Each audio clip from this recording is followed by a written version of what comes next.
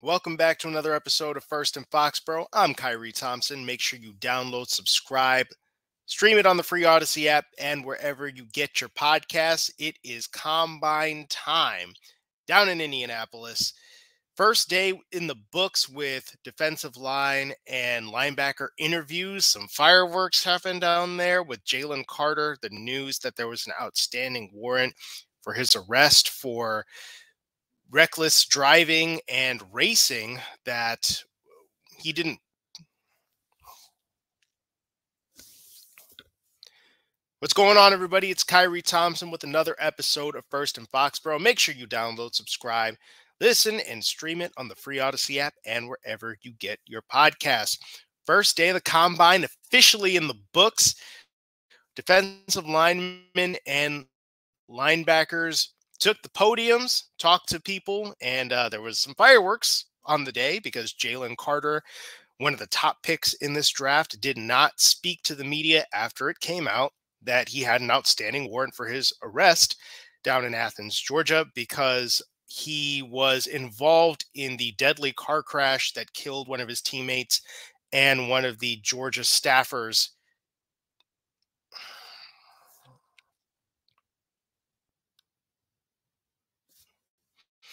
What's going on, everybody? It's Kyrie Thompson with another episode of First in Foxborough. Make sure you download, subscribe, stream it on the free Odyssey app, and wherever you get your podcasts.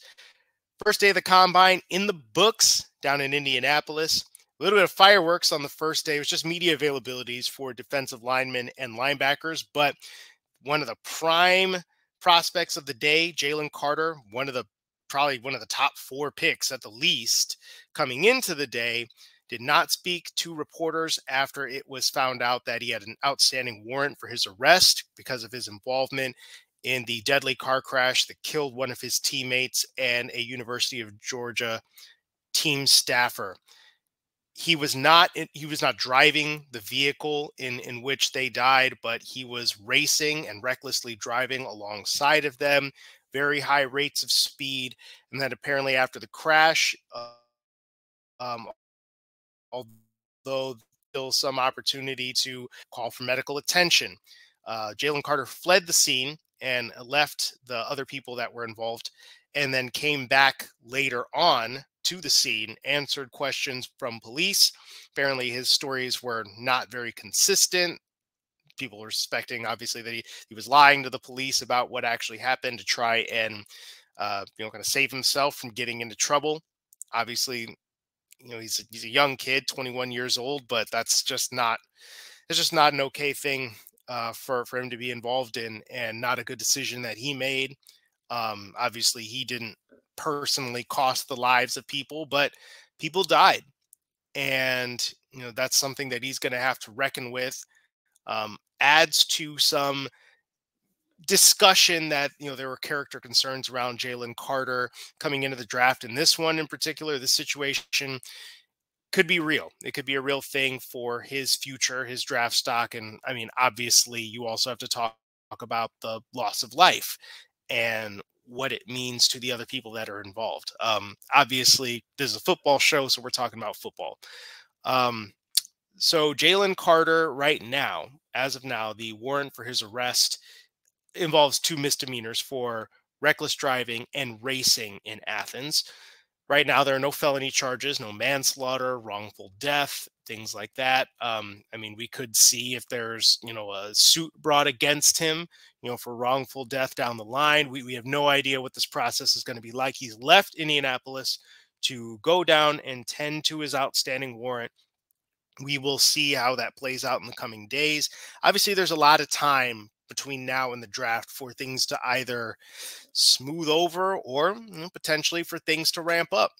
So it's going to be an interesting situation to monitor with Carter, and that could obviously change the way that the draft rolls out. I don't think that Jalen Carter is going to make it to the Patriots. I don't think they're going to have to make that choice of, hey, we think we can fix this kid, or, as long as he buys in, it'll be fine. Obviously, he's an elite talent. I mean, quite possibly the best player in the draft itself. I don't think it's going to get to a point where the Patriots will have a chance to pull the trigger on that. depending on how bad things get as of right now, I still can't see him leaving the top 10. Somebody's going to scoop him up. He might not even fall at all by the time it's all said and done. If people feel, I guess, assuaged about what's happened, if he explains himself in a satisfactory way to a team that was going to draft him, like, say, the Chicago Bears, whom he was being linked to pretty heavily. We'll see how that ends up. It's going to be fascinating. But it could end up, if he does fall, it could see other players getting pushed up in the draft. Like Tyree Wilson is a candidate to be a bit of a riser now. Maybe he's a top 5 pick because of this. Maybe a couple of those tackle prospects that Patriots fans really want them to go for, like Peter Skoronski, Paris Johnson Jr., Broderick Jones, maybe they all get pushed up the draft, and then you're left looking at the remainders. I mean, who knows what is going to happen? We'll see on draft day, but obviously big news down there after what happened. And, you know, the implications could be far reaching, and not just for Jalen Carter's football career.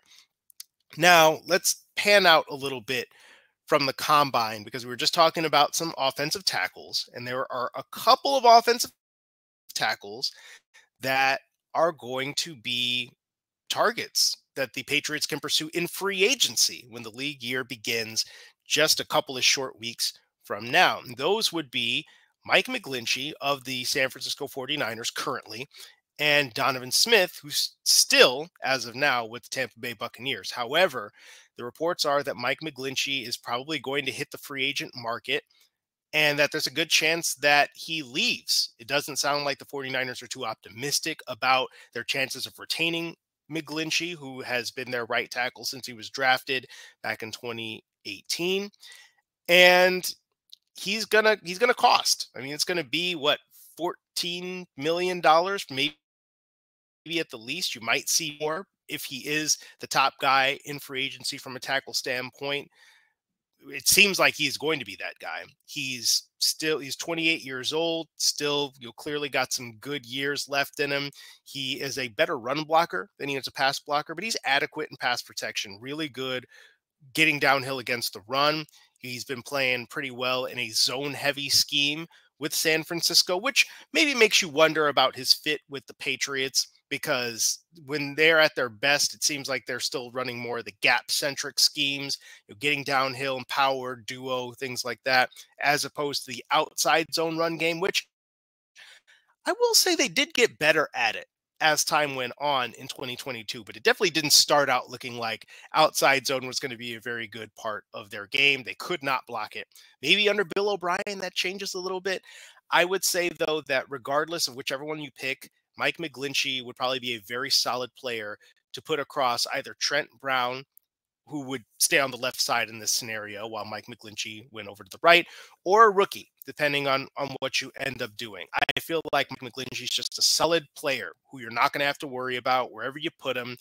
He's going to be able to protect Mac Jones, going to be able to open up some lanes for Ramondre Stevenson and these running backs. He's just a good player, and I think the Patriots need that. Now, the one option I'm starting to get more intrigued by is Donovan Smith. He was not very good in 2022. He was hurt a good amount. He hyperextended his elbow. He was dealing with that. And he had a foot injury that hampered him throughout the end of the year. He was not his normal, reliable self. I mean, he had just put up a very strong season in 2021 where he only allowed 1 sack. It was the best year of his career in terms of Pro Football Focus grades overall, and specifically with pass blocking. I mean, he was a very good player for them, and he fell off pretty precipitously. But you would figure that if he's healthy and you feel good about his ability to bounce back to what he was before last year, in which he had like 4 years of pretty steadily improving play, that could be a steal for the Patriots. He was on, or is currently on, I should say, 2 year, more to do with why he's expected to hit the market if Tampa Bay ends up releasing him, which it sounds like they intend to do. It's not so much about diminishing skills. I mean, probably partly because of the performance, but they are like $59 million over the cap. They are hurting from a salary cap perspective. They just have to make some cuts. They have to get rid of some salary. They've got Tristan Wirfs. They could probably move him over to left tackle or just get a new guy and keep Tristan Wirfs over on the right side. There are a number of avenues that they could go for, but having a guy over there for what, $15.5 million a year, who is not playing his best football, probably isn't the option that they are going to want to stick with. So that opens a door, I think, for the Patriots to maybe come in with a short-term offer that is still worth his while, but maybe you can get him at a bit of a discount here because of him not playing up to his potential this past year. And the market for him would probably still be pretty good, but I don't know that you're going to see him getting paid more than McGlinchey in this market. And if you could get him on a 1-year deal or a 2-year deal and be like, hey, let's go ahead and rehab your image a little bit on a solid deal, 11, 12, maybe 13 million, somewhere in that range. Obviously, you don't want to be offensive with this offer. And put him on the left side where he's most comfortable, then maybe you can slide Trent Brown back over to the right. Or maybe there's, Mike Onwenu or like an Andrew Stuber or another rookie that you could put over on the right side and have them develop over there. But you have a proven guy over on the left side that can protect Mac Jones, as opposed to saying, okay, well, we're tired of Trent Brown. Let's go ahead and throw a rookie in there who's going to have a learning curve in the NFL. I mean, not all rookie tackles, left tackles, are coming in and dominating right away. There's still a chance that there could be some growing pains there. At the same time, maybe there's the guy that you're going to grow with for the next, however, 8-10 years or something like that. Obviously, there's also that opportunity. There's also the fact that I think Trent Brown is getting a bit of a raw deal from Patriots fans over last year. He was not as good as he was the year before when he was over on the right side, but I feel like he had a handful of bad games. Miami game to start the season, not very good. I think he was wilting out there in the heat a little bit. He seemed sluggish. Then the Bears game, also not very good. He got worked a little bit against the Cleveland Browns and Myles Garrett. That's also Myles Garrett. I think by and large, he did a solid job in that one. Then he had 2 games later on in the year where he was sick. He should not have played in those games if they had depth that they could rely on, but he was forced into action because the Patriots didn't have that depth and he didn't play very well. Outside of that, Trent Brown was fine. I think he was fine. He was okay. And especially when you think about the fact that he was like a top 15 tackle in terms of the amount of times he was left on an island in a true pass set, one-on-one, handle your business, because they believed that he could handle his business. By and large, he did. A couple of bad games in which he didn't, but most of the time he did. I think Trent Brown's fine. I don't know that you need to treat him like he's damaged goods and you got to get rid of him. He's under contract for this year. Yeah, you save a good chunk of money if you did move on from him. It's a pretty team-friendly deal from that standpoint, but I think he's still got value, at least for another year. And then you move on with another rookie or somebody else that you sign or what have you. But just to have him around, I feel like you need that. I don't know that you can just throw good tackle talent out on the street, given the state of your roster.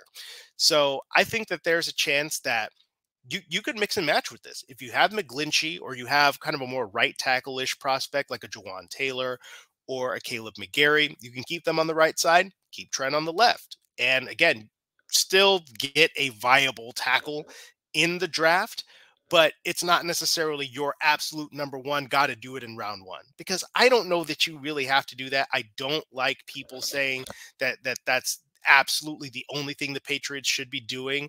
I feel like that is a little bit too rigid. I understand that you need that depth and you need a solid player that can be a starter for you. Options potentially on day 2 or 3 that could fulfill a little bit of that. Or maybe even guys that are not one of those top 3 that everybody thinks you absolutely have to have that you could go with. We'll see how it turns out. But I think that it would behoove the Patriots to have veteran options on this team that they can rely on. And then that allows you to be a bit more flexible when it comes to the draft. And then if one of those tackles is there that you really like, go ahead and take them. There's nothing wrong with that. But don't do it just because you feel like you have to. because I feel like that's where the Patriots at times have been getting into trouble, drafting for need. Look, Cole Strange, solid player for his first year. I know some people are kind of like, yeah, like he was bad at certain points and he looked like a rookie and not happy with the overall pick. Cole Strange was pretty solid, if we're going to be honest. And so yeah, that's great. You got a solid player out of the draft last year with what the number 29th overall pick. But was that really the best use of resources? Taking a guard in round one? No, it really wasn't. And if you had a couple of veteran guards in place that you felt better about, maybe you don't do that. And so and having Michael Onwenu was there, that's great. But if you had either one of Ted Karras or Shaq Mason still in place, you probably don't draft Cole Strange, and you probably use that pick on a corner or on an edge or something that it would be a bit more valuable than what they ended up spending it on. So I feel like yes, tackle is a premium position, so that is more valuable. You could also look at edge, cornerback, right? Any of these positions that you feel are more valuable, and mix that with best player available. But I just think it would be great for them to have something at that spot that you felt good about from a starter perspective, so that if you don't like what you're getting in the draft there, or if guys are taken your before your spot at number 14, or if you trade down or what have you, that you're not reaching for somebody who's not worth it just to say you drafted a tackle, because that's also not good process. So I would really love to see the Patriots grab either one of McGlinchey or Smith. If I had to guess, I would say Smith is going to be the more likely one, because I think the price tag is going to be a little bit lower. You're going to be able to get a little bit more of the bargain bin type deal. McGlinchey is going to be sought after. I think that market is going to be pretty high. And I think there's also the fact Smith's a little bit older.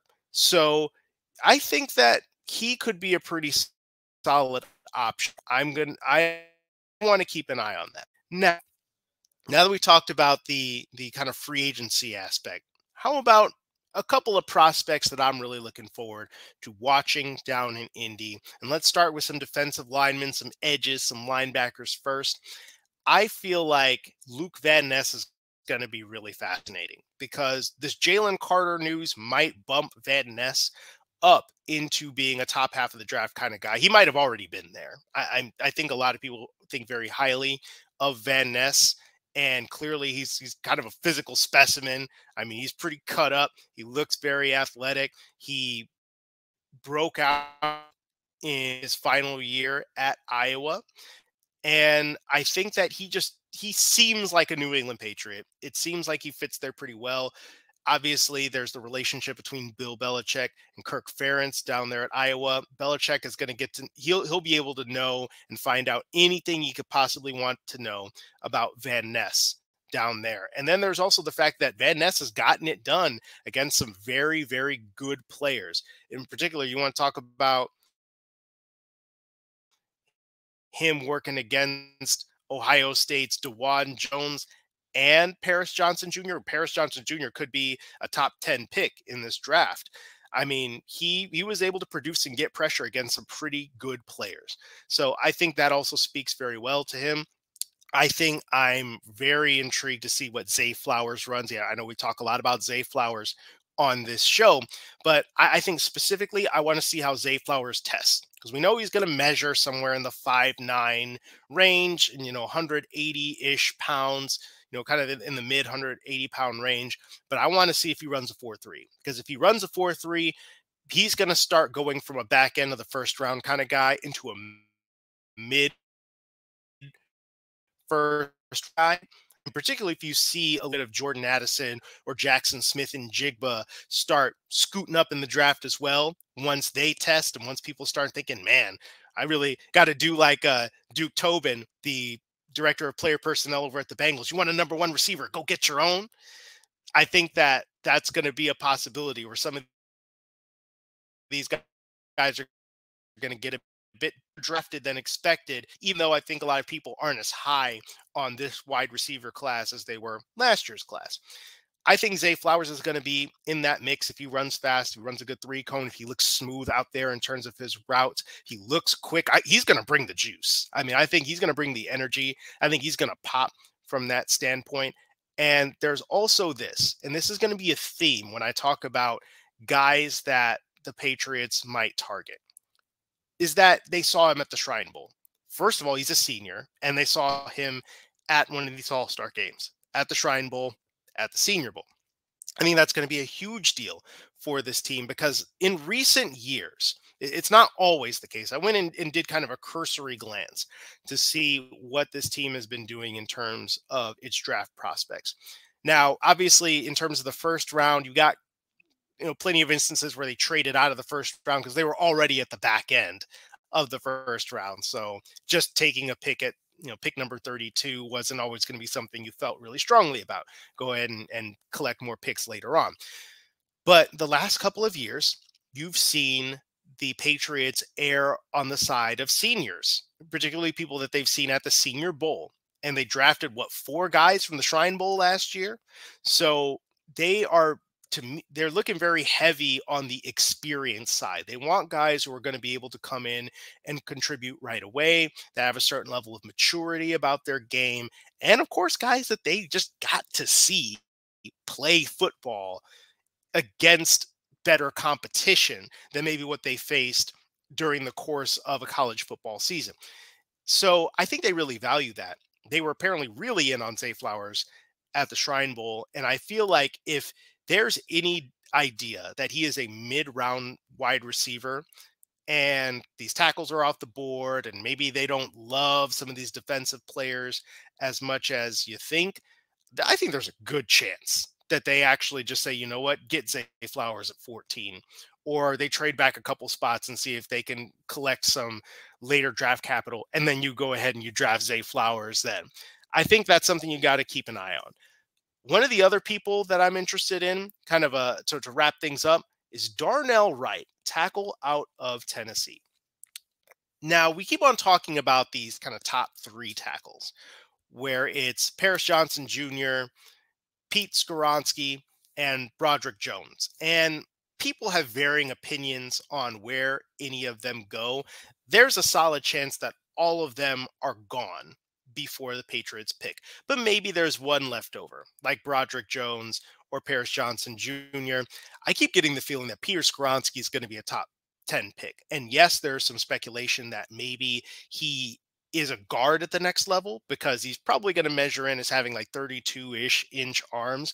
But the fact is, he's a good athlete and a good player. He was the best tackle in terms of grade in this class. He just gets the job done. So I think there's just something to be said for that. Just having a safe tackle prospect, you could work around the arms or what have you if the guy is just good enough to do the job. I don't think he's going to make it to the Patriots, me personally. Now, if one of these other guys does, I think that you have an argument for taking them, though I think Paris Johnson Jr., I love his athleticism, man. I think his upside is going to also bump him up. I don't see him making it there either, especially if he tears up the combine and he looks really good. Yeah, that ain't going to happen. He's not going to be there in the mid-first round. He's going to be like a top 10 pick as well. If you're not getting one of those guys, which I think there's an argument again in terms of experience, that maybe the Patriots don't want to do that. Maybe they don't want juniors, like true juniors coming out of the draft here. I think Peter Skoronski is a redshirt sophomore, so technically he was still only in college for 3 seasons. But I think that with Paris Johnson Jr. and Broderick Jones, you can see there's some rawness there. And in particular, I think with Broderick Jones, he only had like 1 full season as a starter at left tackle or something like that. And I think actually the same with Paris Johnson Jr., where he only played full-time at left tackle for 1 year. Maybe that's not what you want. Maybe you want a guy that started a lot and did it for 4 years and just has a lot of experience. Darnell Wright fits that mold. And I think that he's a candidate for, if he has some good workouts and interviews really well, which again, again, down at the Senior Bowl, he was very good. He got rave reviews for his one-on-one work. and just popped down there at the Senior Bowl. Once again, I keep on bringing up the experience and the Senior Bowl and the Shrine Bowl and all that. The Patriots love that stuff. Okay. So if they're looking at him and saying, you know what, man, I really like his maturity. I think that people are a little bit too low on him. I feel like he's ready to go right now. Maybe Darnell Wright is a guy that they pulled the trigger on. And it becomes a bit more of like kind of like a Cole Strange sort of deal where people are thinking of him as later on in the first round or into the second. And the Patriots are just like, no, this is our guy. We like him. Go ahead, pull that trigger at number 14. I would be pleasantly surprised by that move. I think if they ended up doing it, I feel like it's a little bit premature to say that. But again, given what we saw with Cole Strange last year, where they fell in love with the way that he carried himself, the way he performed at the Senior Bowl, and the experience that he had built up over all those years, playing all those different positions, yeah, Cole Strange was probably overdrafted by a good bit. But he came in and he was a solid player. And I think ultimately that experience paid off for him and it helped him be solid in that first year, despite all of the dysfunction with the offensive line coaching and the general offensive scheme dysfunction. I think Cole Strange is a good player. Maybe they look at that and say, you know what? That formula worked. Let's try it for an offensive tackle. Darnell Wright could be very interesting. If he rises up the way that I think he might through this pre draft process, maybe he could be an option over there in the middle of the first round, maybe even as high as number 14. I'm Kyrie Thompson. This has been First in Foxborough. Make sure you download, subscribe, stream it on the free Odyssey app, wherever you get your podcasts. I am going to ask some combine and draft related questions of one Jacob Infante, my guy. Known him for a little while. He is one of my favorite draft experts, gurus. He just lives, eats, and breathes this stuff. I'm going to have him on this show for Friday talking about what he's looking for down at the combine and in the draft itself. Till then.